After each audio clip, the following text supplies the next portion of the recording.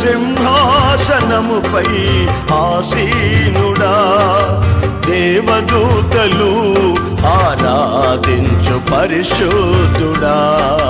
యేసయ్యా నా నిలువెల్ల నిండియున్నావు, నా మనసారని సన్నిధిలో సాగిలపడి నమస్కారము చేసెదా, సాగిలపడి నమస్కారము చేసెదా.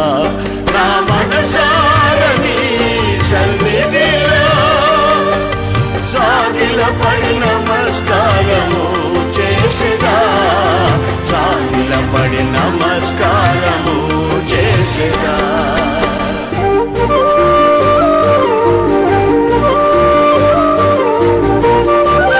మన ప్రభువును రక్షకుడైన యేసుక్రీస్తు అతి శ్రేష్టమైన నామాన్ని బట్టి దేవుని బిడ్డలని మీ అందరికీ పేరు పేరున హృదయపూర్వక వందనాలు.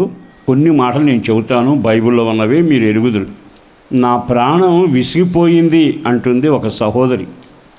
అక్కడున్న ప్రజల మధ్యలో కాపురం చేయలేక ఒక మనిషి తన జీవితంలో తన హృదయం అట్లా మైనోలాగా కరిగిపోయింది, నేను ఈ బాధలు తట్టుకోలేకపోతున్నా అంటూ విలపించిన కీర్తనాకారుడి కీర్తన కూడా ఉంది.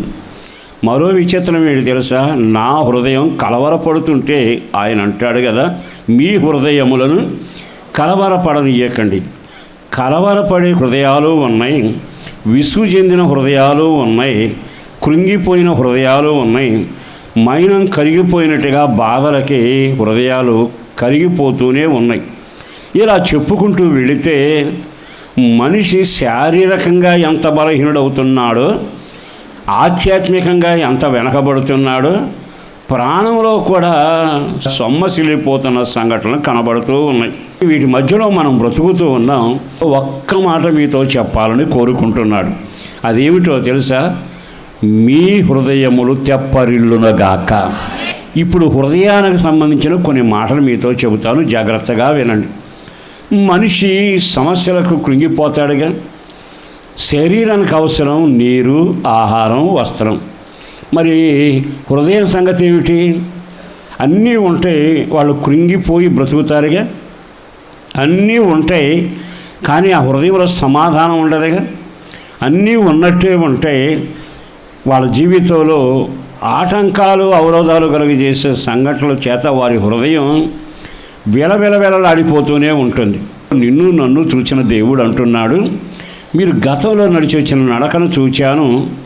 మీ హృదయం కృంగడం, మీ హృదయం కలవరపడటం, మీ హృదయంలో విసుగుబొట్టడం, మీ హృదయంలో తల్లడిల్లిపోయే సంఘటనలు జరిగాయి. కానీ ఇక మీదట నేను మీ కొరకు ఒక కార్యం చేస్తాను అని వాగ్దానం చేస్తూ 22వ కీర్తనలోని చాలా తేటగా 26వ వాక్యంలోని 2-3 లైన్లు చదువుదాం. యెహోవాను వెదకేవారు ఆయనను స్తుతిస్తారు. మీ హృదయములు తెప్పరిల్లి నిత్యము బ్రతుకుదురు. ఈ 2 లైన్లు జాగ్రత్తగా గమనిస్తే మీరు మీ హృదయాల్లో తెప్పరిల్లాలి. అప్పుడు మీ జీవితం బ్రతుకు హాయిగా ఉంటుంది. ధనాగారం ఉంది, ధరించే వెండి బంగారం ఉంది, పయనించే కార్లు కనకం అంతా ఉన్నాయి. కానీ మీ హృదయం కృంగిపోతే, ఇంతకీ కృంగిపోవడానికి కారణం ఏమిటి?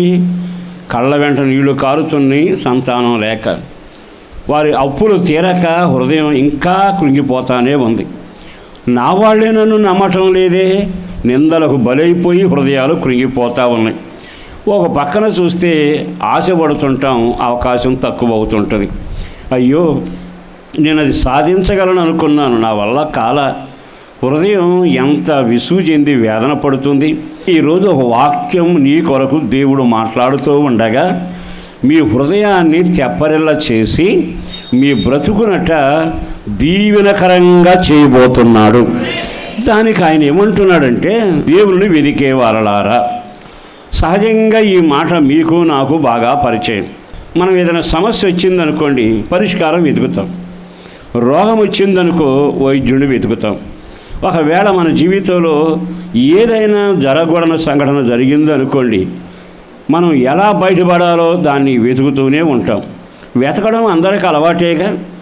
ఈ వెతకడం వల్ల జరిగేది ఏమిటంటే దీనిలోంచి నేను ఎలా బయటపడాలి అని. అయితే పరిష్కారం భూసంబంధంగా వెతికే మీకు పరిష్కారం జరగకపోవచ్చు. కానీ దేవుని వెతకండి, దేవుని సన్నిధిని వెతకండి, దేవుని కృపను వెతకండి. సమాధానం ఇచ్చే దేవుడును, ఐశ్వర్యానికి ఆధారమైన వాడు, జ్ఞాన సంపత్తి కలిగిన వాడు, నీతి న్యాయాలను బట్టి ఏలేవాడు ఉన్నాడే. ఆయన మాట తప్పనివాడు. మీరు కానీ ఆయనను వెతికి ఆయన దగ్గరకు వెళ్ళగలిగితే మీ సమస్యలన్నింటిలో నుంచి ఒక గొప్ప విడుదల కలుగ చేయగలిగిన వాడు. అందుకే ఇక్కడ అంటున్నాడు, దేవుని వెతుకువారులారా. మీరు వెతకవలసిన ఒక వ్యక్తి ఉన్నాడు. ఆయనను మీరు వెతికితే మీ ప్రాణాలు తెప్పరెడతాయి, మీ జీవం ఆశీర్వదకరంగా ఉంటుంది, మీ బ్రతుకు అంతకంతకు వర్ధిల్లుతూ నీతిమంతుడిగాను నిరంతరం జీవించే వ్యక్తిలాగా ఉంటాం. ఇప్పుడు మొదటి మాట ఏమిటంటే మీరు దేవుని వైపు తిరిగి దేవుని వెతకాలి. ఎప్పుడైతే అలా వెతుకుతుంటామో ఆయన ఎవరో తెలుసా? అందరికీ సమీపంగా ఉండే దేవుడు. ఆయన అంటున్నాడుగా, తనకు మొర్ర పెట్టే వారందరికీ ఆయన సమీపంగా ఉండే దేవుడు. మరో మాట చెప్పనా? ఎవరైనా సరే దావీదు కుమారుడా, నజరుడైన యేసు అని కేక వేస్తే చాలు, ఆయన ఎవరో తెలుసా? తప్పనిసరిగా ఉన్నానని ప్రక్కన నిలవగలిగిన వాడు, పిలిస్తే నిలిచేవాడు, అరిస్తే ఆగేవాడు, అయ్యా అని బాధలు చెప్పుకుంటే వినేవాడు, నీకు వెంటనే జవాబు ఇవ్వగలిగిన వాడు. మరి ఆయన్ని వెతికితే నీ ప్రాణం, నీ దేహం, నీ ఆత్మ తెప్పరిల్లుతుందిగా. ఈ రోజున చాలాసార్లు మనం తెప్పరిల్లకపోవడానికి కారణం ఏంటంటే సమస్య వచ్చిన వెంటనే సమాధానం ఎక్కడ దొరుకుతుందో తెలియకుండా ఎక్కడ పడితే అక్కడ వెతకడమే ప్రమాదకరమైంది. ఈ రోజున దేవుని వెతికే వారలారా, నీ సమస్యకు పరిష్కారం ఆయన చేతిలో ఉంది. కారణం ఏమిటంటే ఆయన నిర్మాత, ఆయన సృష్టికర్త, నిన్ను పుట్టించినవాడు, నీ కొరకు శాసనం చేసినవాడు, నీ అడుగులు స్థిరపరిచినవాడు, నీ పైనానికి వెలుగై ఉన్నవాడు, అరిచేతిలో చెక్కుకున్నవాడు, అవస్థల మధ్యలో నీకు తోడై ఉండగలిగిన వాడు ఆయనేగా. ఆయనను వెతికి ఆయన సన్నిధికి వెళ్ళి నువ్వు ప్రార్థన చేయగలిగితే మీ హృదయాలకు తెప్పరిల్లే కార్యక్రమం చేసి భవిష్యత్తును దీవెనకరంగా మార్చునుగాక. సరే, ఇంతకే ప్రాణాలు ఎప్పుడు తెప్పరిల్లుతాయి?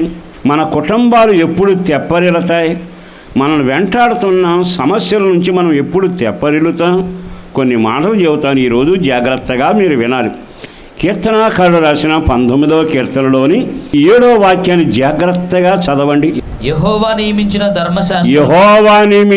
ధర్మశాస్త్రము యథార్థమైనది, అది ప్రాణమును తెప్పరిల్ల చేయును. దేవుడు నియమించిన ధర్మశాస్త్రము, దేవుడు నియమించిన మాట, దేవుడు నియమించిన శాసనం మన ప్రాణం కానీ, మన కుటుంబం కానీ, మన రోగాలు కానీ, మన సమస్యలు కానీ అందులో కూరుకుపోయి నలిగిపోయే అనుభవం కాక మనం తెప్పరిల్లి నీ ప్రాణం దీవెనకరంగా ఉండాలి అనుకుంటే పరిష్కారంలో ఒక పరిష్కారం ఏమిటంటే ఆయన నియమించిన ధర్మశాస్త్రము. దాని ప్రకారం మీరు నడవగలిగితే మీ ప్రాణాలు కానీ, మీ కుటుంబాలు కానీ మిమ్మల్ని కుంగిపోయిన అనుభవాల్లోంచి తెప్పరిల్లి ఆనందంగా ఈ రాబోయే దినాల్లో మీరు నడవబోతున్నారు.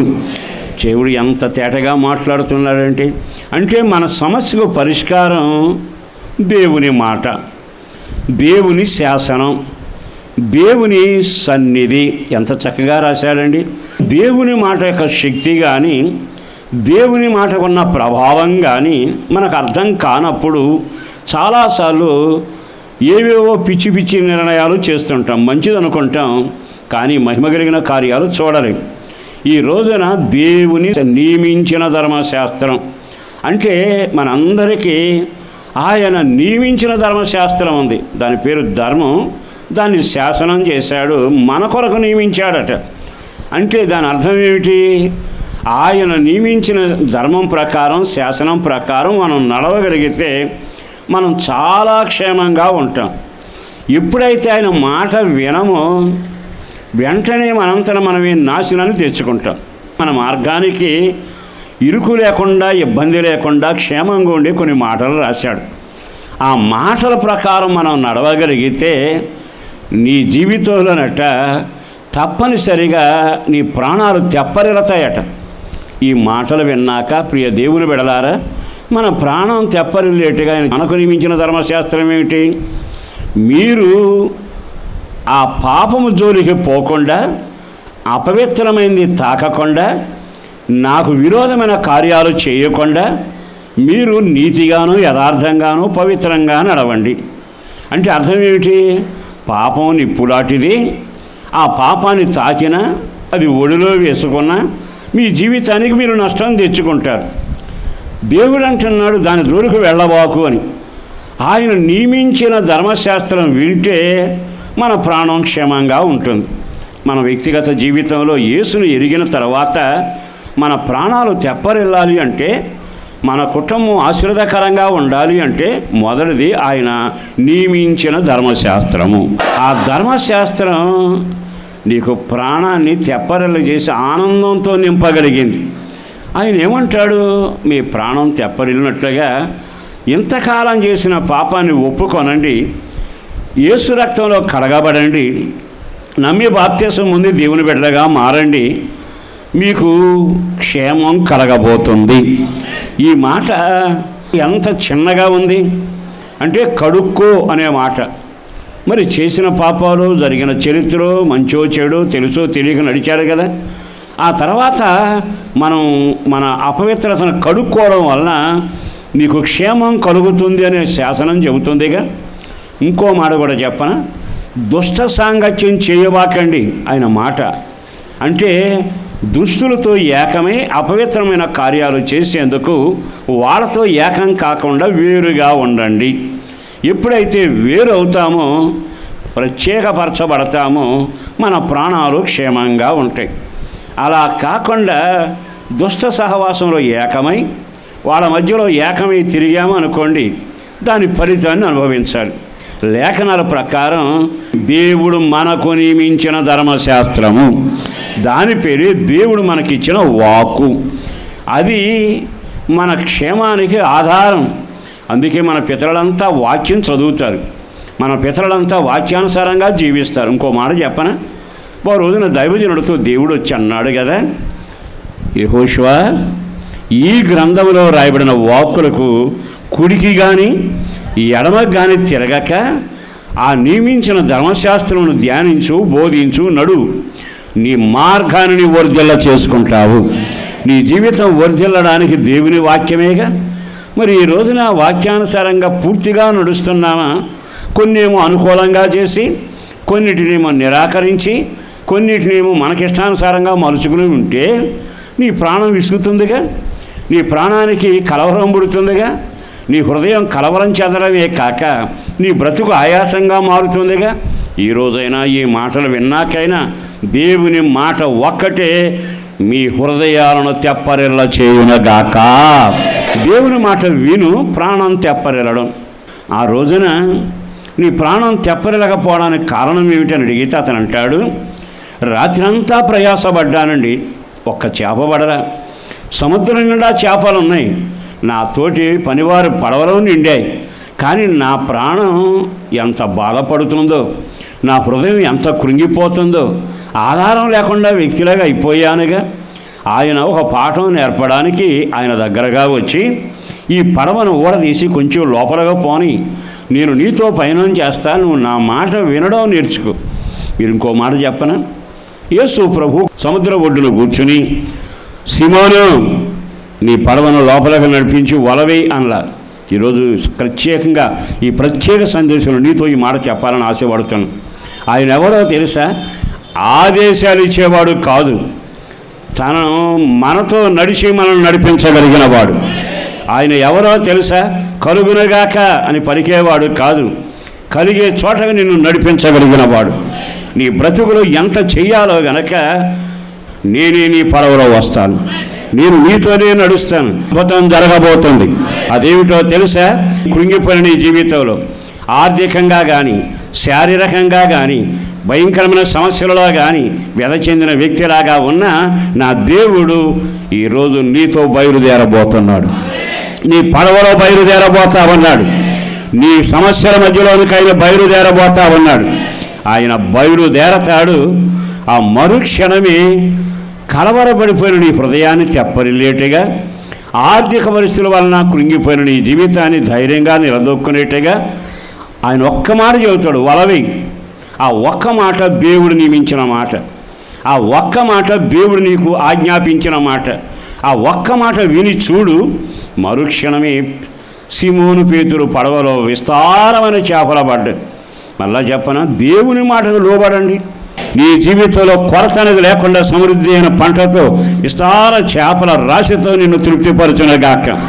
కన్నీళ్లతో ఉన్న నీ జీవితాన్ని కన్నీళ్లు తొడవగలిగిన వాడు, ఊహకు మించిన ఘనకార్యం చేయగలిగిన వాడు, ఆయన పేరే నజరుడైన యేసు. ఆయన అంటున్నాడు కదా, మీ ప్రాణములు తెప్పరిల్లునగాక, మీ కుటుంబాలు తెప్పరిల్లునగాక, మీ ఆర్థిక పరిస్థితి తెప్పరిల్లునగాక, మీ జీవితంలో ఉన్న సమస్యల నుంచి విడుదల పొంది ఆరోగ్య విషయంలో తెప్పరిల్లుదురుగాక. దానికి ఏకైక సూత్రం దేవుని మాట, దేవుడు నియమించిన మాట. ఓ సేవకుడిగా బ్రతిమలాడుతూ చెబుతున్నా, దేవుడు నీకు ఇచ్చిన త్రోవ, దేవుడు నీకు నియమించిన మాట, దేవుడు నీకు ఇచ్చిన శాసనం, నీవు తప్పక దాన్ని నెరవేర్చిన రోజున మీ ప్రాణం తెప్పరిల్లునగాక. రెండో మాట చెబుతాను, యెజ్రాగ్రంథం 9:9. నిజముగా మేము దాసులమైతిమి, నిజంగా మేము బానిసలం, నిజంగా దాసులం, మాకు స్వేచ్ఛ లేదయ్యా, చేతిలో సొమ్ము లేదయ్యా, మేము బానిసలం, మేము కూలోళం, మేము కష్టాలు అనుభవిస్తున్నాం, మేము నిజంగానే చెబుతున్నాం. మేము అనుకునేది ఏంటంటే గొప్పవాళ్ళం అని కాదుగా, మాకు స్వేచ్ఛ లేదయ్యా, మేము బానిసలం, సాతాను మమ్మల్ని ఏలతావన్నాడు, పలానా రాజు మమ్మల్ని పరిపాలన చేస్తున్నాడు, నిజముగా మేము బానిసలం. తర్వాత అయితే మా దేవుడు అయిన నీవు మా దాస్యములో మమ్మను విడవక, బానిసలో ఉన్న చూసి మమ్మల్ని అసహించుకోకుండా పారసీక దేశపు రాజుల ఎదుట మాకు దయ కనుపరచి మేము తెప్పరిల్లునట్లుగా మా దేవుని మందిరమును నిలిపి. ఒక మాట చెబుతాను, మేము నిజంగా దాసులం. రకంగా చెప్పాలంటే వెట్టి సాకిరీ చేస్తున్నాం. మా కుటుంబాలకు నెమ్మది లేదు, మాకు క్షేమం లేదు. వ్యవసాయం చేసాం, పంట అంతా పండినాక తీసుకెళ్ళి అప్పులు కట్టాం, పాత గోతాములు మిగిలాయి. ఏమిటి కష్టం? మన వ్యక్తిగత జీవితంలో మన పిల్లలు ఏపుగా ఎదుగుతారనుకున్నాం, వాళ్ళని చిన్నప్పటి నుంచే క్రమంగా పెంచకపోయాం, తర్వాత చేజారిపోయారు. పక్కన వాళ్ళ కుటుంబాల్లో పిల్లలు కరెక్ట్లు అవుతుంటే నీ పిల్లలు చూస్తే నీకు బాధ అనిపించడంలా? అంటే ఓ రకంగా సాతానుకు, వ్యసనాలకు, రకరకాల లోక సహవాసానికి బానిసలు. ఈ రోజున మరలా చెబుతాను, నిజంగా మేము బానిసలమేనయ్యా, మాకు విడుదల లేకుండా అయిపోయింది. మా పిల్లలను చూస్తే మాకు ఏడుపు వస్తుంది, మేము పడే కష్టం చూస్తున్న మా కర్మ అనిపిస్తుంది. కానీ ఈ రోజున నీవు మాకు ఒక కార్యం చేశావు. ఏమిటది? మేము తెప్పరిల్లునట్లుగా. చదవండి. మేము తెప్పరిల్లునట్లుగా మా దేవుని మందిరమును నిలిపి. మా దేవుని మందిరాన్ని నిలిపావు. ఆమేన్. మందిరానికి వాళ్ళు తెప్పరిల్లడానికి సంబంధం ఏమిటి? అక్కడ రాస్తారు. మళ్ళీ ఒక వాక్యం చదవండి.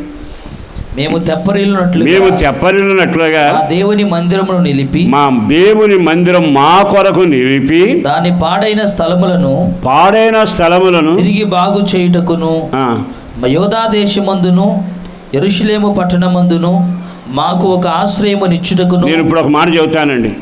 ఇక్కడ ప్రాణం తెప్పరిల్లడానికట మందిరం ఇవ్వబడిందట. అది బబులోను దేశంలోను ఫలానా దేశంలో మందిరం కాదు, మా దేవుని మందిరం. అంటే అర్థం ఏమిటో తెలుసా? నీవు దేవుని మందిరములో నివసించగలగాలి. నేను దేవుని కలిసే స్థలము, దేవుడు నన్ను కలిసే స్థలము. అన్నిటికంటే మరొక విచిత్రమైన మాట చెప్పనా? ఆ విధంగా చేసి వీడు ప్రాణం తెప్పరిలేందుకు మందిరం నిలబెట్టాడట. వీళ్ళకి అప్పుడు అర్థమైంది, ఆహా, మందిరం ఉంది గనక దేవుడు ఉంటాడు, మందిరం ఉంది గనక వెలుగు ఉంటుంది, మందిరం ఉంటుంది గనక యాజకుడు ఉంటాడు, మందిరం ఉంటుంది గనక కృప ఉంటుంది, మందిరం ఉంటుంది గనక 7 దీపాలు ఉంటాయి, మేము తప్పక తెప్పరిల్లుతాము. ఎంత చక్కగా మాట రాశాడండి.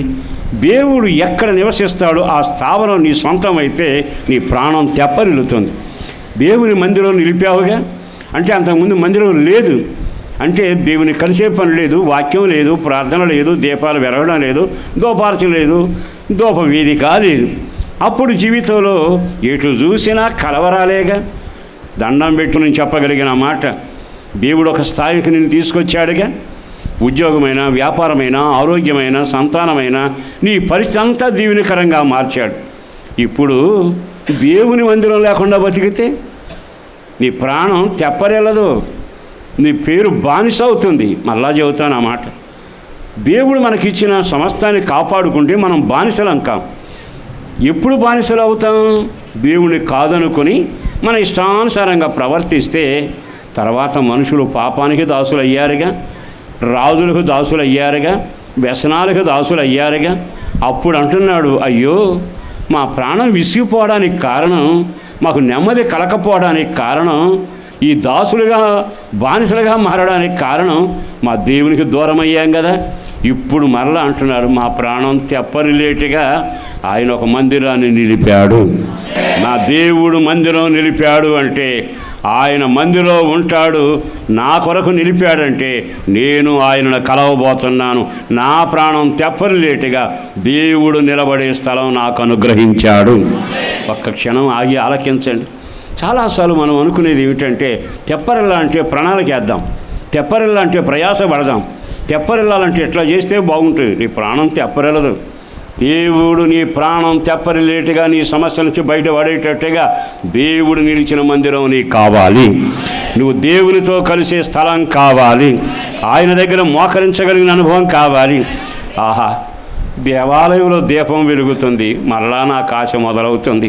ఈ దేవాలయంలో దేవుడు ఉంటున్నాడు, నా ముఖాన్ని చూస్తాడు. ఈ దేవాలయంలో ఉన్నాడు, ఆయన కాంతి నా మీద పడుతుంది. మా ప్రాణం తప్పక తెప్పరిల్లునగాక. ఒక్క క్షణం ఆగి ఆలకిస్తే, కట్టిన దేవాలయం అని కాదు, మనం దేవునితో సంబంధం కలిగిన అనుభవం, దేవుని సన్నిధిలో మోకరించగలిగిన అనుభవం.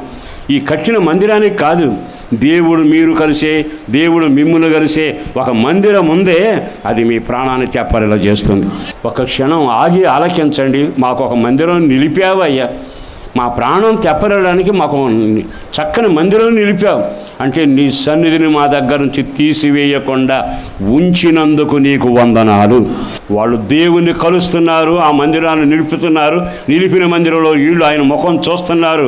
వాళ్ళ కుటుంబాలు తప్పక తెప్పరిల్లబోతున్నాయి. వాళ్ళ బ్రతుకు తెప్పరిల్లబోతా ఉంది.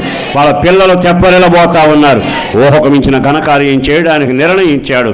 నీ ప్రాణం తెప్పరిల్లినట్టుగా, మీ హృదయాలు తెప్పరిల్లినట్టుగా, మీ బ్రతుకులు తెప్పరిల్లినట్టుగా మొదట దేవుడు నియమించిన, నీకు నియమించిన శాసనం అనే మాటకు లోబడుదువుగాక. రెండవదిగా నీ కొరకు నిలిపిన దేవుని మందిరములో ఆయనను కలుసుకొని వెలుగును అనుభవించుదువుగాక. మూడో మాట కూడా చెబుతాను. న్యాయాధిపతుల గ్రంథం 15వ అధ్యాయము 19వ వాక్యం. దేవుడు లేహీలోనున్న ఒక కోతిని చీల్చెను, దాని నుండి నీళ్లు బయలుదేరును. అతడు త్రాగిన తరువాత ఇప్పుడు మీకు ఒక మాట చెప్పాలి. యుద్ధం జరిగింది, శత్రువుని హతమార్చాడు, దప్పికొన్నాడు. దప్పికొన్న తర్వాత జరిగింది ఏమిటో తెలుసా? అయ్యా నాకు దప్పిక తీర్చని అడగరు అతను. నన్ను ఆ శత్రువుల చేతిలో పడనివ్వకని అడిగాడు. పైవాక్యం చదవండి. దయచేసి తరువాత నేను ఇప్పుడు దప్పిక చేత చచ్చి సున్నతి పొందని వారి చేతిలో నుండి, వారి చేతిలో నేను పడాలా? ఎవరిని జయించానో వాళ్ళ చేతిలో నేను పడిపోవాలి. అట్లా కార్యం జరగకూడదాయా అన్నాడు. అన్న వెంటనే ఇతను ప్రార్థన దేవుడు విన్నాడు. ఏమిటి? ఈ దప్పిక కారణం ద్వారా, ఈ ప్రయాణం ద్వారా, ఈ పని వలన శత్రువు చేతికి నువ్వు దొరుకుతావా? నన్ను దొరకనివాకని అడుగుతున్నావుగా, అయితే నేను ఒక పని చేస్తా అని ఆ 19వ వాక్యంలో ఏం రాశాడు తెలుసా? దేవుడు చీల్చాడా? సంసోను చీల్చాడా? దేవుడు చీల్చాడు, సంసోను చూశాడు. తర్వాత వాక్యం ఏముంది? దాని నుండి నీళ్లు బయలుదేరాను, అతడు త్రాగిన తర్వాత ప్రాణము తెప్పరిల్లి బ్రతికెను. దేవుడు చీల్చిన ఓట. అందరూ ఆమె అని చెప్పండి. ఇప్పుడు నీ సమస్య, నువ్వు శత్రువులకు దొరికిపోతున్నావు, రోగానికి దొరికిపోతున్నావు, భయానికి దొరికిపోతున్నావు, నష్టానికి దొరికిపోతున్నావు, చీటికి మాటికి వచ్చే నిందలకి దొరికిపోతున్నావు. ఇప్పుడు ఇతను అంటాడు కదా ప్రభువా, ఇంతకాలం వాళ్ళతో యుద్ధం చేసి గాడిద దవడ ఎముకతో ఇంత కార్యం చేశానే, మళ్ళా వాళ్ళకి నేను దొరికిపోతే ఇక నా బతుకేం బతుకు? ఆకాశమందున దేవుడు రోషం కలిగిన వాడు, నన్ను శత్రువులకు అప్పగించబాకు అని ప్రార్థన చేశాడండి. దేవుడు జోక్యం చేసుకున్నాడు. దేవుడే దిగివచ్చి గోతిని చీల్చాడట, నీళ్లు ధారగా వచ్చింది. అది ఆగి తన ప్రాణము తెప్పరిల్లి బ్రతికేనని మాట ఉంది. తెప్పరిల్లి బ్రతికేను. ఈరోజు సంతోషంగా ఒక మాట చెప్పనా, ఇప్పుడు దేవుడు చీల్చిన గోతి నీళ్లు తాగిన వారు తెప్పరిల్లుదురుగాక. మరి ఈరోజు నాకు కూడా గోతి దొరుకుతాడు కదా, మీకు గొయ్యి అవ్వాల్సిందేగా. అందరికి దండం పెట్టి చెబుతున్నా, మనం పాపం చేతిలో దొరికాం, మనం చేసిన అక్రమాలకు దొరికిపోయాం, మనం చేసిన నేరాలకు దొరికిపోయాం. కానీ నా యేసు ఎవరో తెలుసా? 2000 సంవత్సరాల క్రితం భూలోకానికి దిగి వచ్చాడు. నీవు శత్రువు చేతికి అప్పగించకుండా, రెండో మరణానికి దొరకకుండా నా దేవుడు చేల్చబడ్డాడు. ఆయన దేహం చేల్చబడింది, రక్తం ధారలుగా కారుతుండగా ఒక్క క్షణం ఆయన వైపు తిరిగితే మీ బ్రతుకులు దీవెనకరంగా మారి మీ హృదయాలు తెప్పరిల్లునగాక. ఒకటి, వాక్యము ద్వారా, ఆయన నియమించిన త్రోవ ద్వారా, ధర్మశాస్త్రం ద్వారా మీ ప్రాణం తెప్పరిల్లాలి. నీ ప్రాణం తెప్పరిల్లాలంటే రెండో కార్యం ఏంటి? దేవుని మందిరం సన్నిధి మన ప్రాణాన్ని తెప్పరిల్ల చేస్తుంది. మూడవదిగా ఆయన చీల్చిన అదిగో ఆ యొక్క నీటి ఓట మన ప్రాణాన్ని తెప్పరిల్ల చేస్తూ ఉండగా, ఈరోజైనా ఈ మాటలు విన్నాకైనా మీరు బ్రతుకున్నట్లు, మీ హృదయాలు తెప్పరిల్లినట్లు, నిత్యము మీరు బ్రతుకున్నట్లుగా ఒక్క క్షణం ఆయన వైపు తిరిగి ఓ తీర్మానంతో మోకరిద్దాం. అందరూ మోకరించండి. పరిశుద్ధులను ప్రేమమడిన ప్రభు వందనాలయ్య. అపారమైన నీ ప్రేమ కొరకు ధన్యవాదాలు ప్రభు. పేరు పేరున బిడ్డలను దీవించండి. వాళ్ళ జీవితంలో తెప్పరిల్లాలయ్యా, హృదయం తెప్పరిల్లాలి, బ్రతుకు తెప్పరిల్లాలి, వాళ్ళకు కలిగిన సమస్యల నుంచి తెప్పరిల్లాలి, వెంటాడిన శాపం నుంచి తెప్పరిల్లాలి, అవరోధాల మధ్యలో తెప్పరిల్లాలి. వాళ్ళ బ్రతుకు ఆనందంగా సాగాలయ్యా. నీ వినిపించిన మాటలు విన్ని తీర్మానంతో చేతుల పైకెత్తిన బిడ్డలను కనికరించి కార్యాన్ని చేసి మీరు మహిమ పొందాలి. అటు ఘనకార్యం చేస్తున్నందుకు వందనాలు చెల్లిస్తూ యేసు పరిశుద్ధ నామాన ప్రార్థించి వేడుచున్నాం తండ్రి. ఆమేన్, ఆమేన్. మీ ప్రార్థనావసతుల కొరకు మమ్ములను సంప్రదించవలసిన మా చిరునామా పాస్టర్ దేవదాస్ గారు, వస్తున్నామండి, న్యూజివీడ్ రోడ్డు, హనుమాన్ జంక్షన్, కృష్ణా జిల్లా, ఆంధ్రప్రదేశ్. మా ఫోన్ నెంబర్లు 08656242751, మరి ఒక నెంబర్ 9440772772.